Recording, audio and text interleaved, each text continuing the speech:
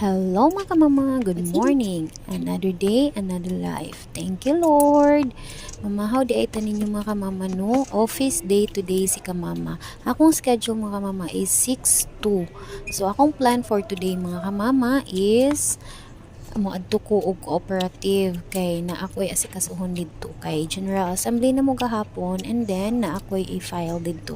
And then thank you kaayo mga kamama kay good mood ko today and nice ako ang feeling. So makalihok ko inig abot na ko sa balay after sa akong lakaw sa kuop kadiyot raman ko didto. So mga laban na pud ko upadayon mga kamama.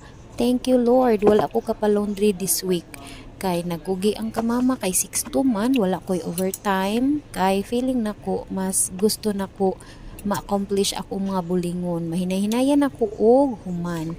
And then nakapanglimpyo na pud ko sa among room, nakapang ilis ko og bedsheets